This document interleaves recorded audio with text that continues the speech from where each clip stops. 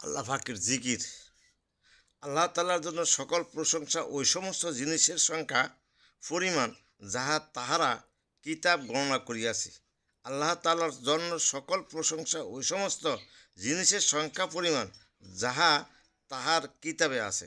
আল্লাহ তাআলার জন্য সকল প্রশংসা ওই সমস্ত জিনিসের সংখ্যা পরিমাণ যাহা তাহার মাকলুক গণনা করিয়াছে।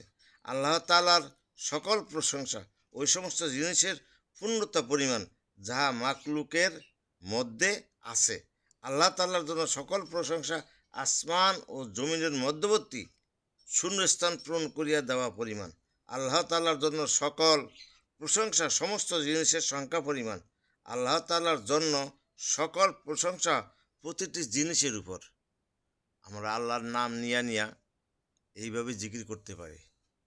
তার কারণ আল্লাহ পাকের এত অসংখ্য গাছপালা, তরুলতা, মাছ, প্রাণী, পাহাড়, পর্বত, নদী, নালা, মানুষ, বিভিন্ন প্রাণী, আসমান, জমিন, কত কি আছে, সব কিছুই আল্লাহর সৃষ্টি। আমি এইভাবেই জিকির করতে পারি যে আল্লাহ আপনার কুদরতের পরিমাণ জিকির করি। আল্লাহ আপনার সাগরের যত পানি আছে সেই পরিমাণ জিকির করি।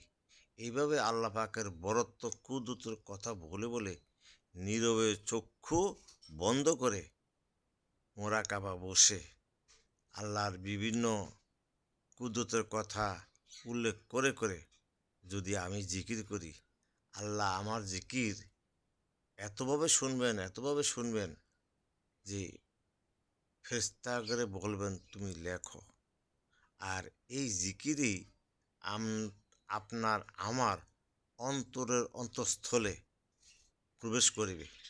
আর এই প্রবেশ করার মাধ্যমেই পা হইতে মাথা পর্যন্ত, মাথা হইতে সর্ব অঙ্গ প্রত্যঙ্গে আল্লাহ পাকের জিকিরের একটা আমল পৌঁছে যাবে।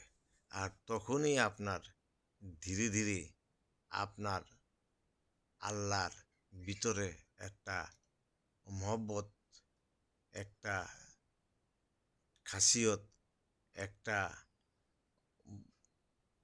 আমল, একটা গুণ, একটা আল্লাহওয়ালার সিফত, একটা বুজুর্গের সিফত, একটা মুমিনের সিফত প্রকাশ পাইবে। তখন দেখবেন আপনার মন, শরীর, মেজাজ অন্যরকম হয়ে যাবে। তখনই দেখবেন আপনার মুখে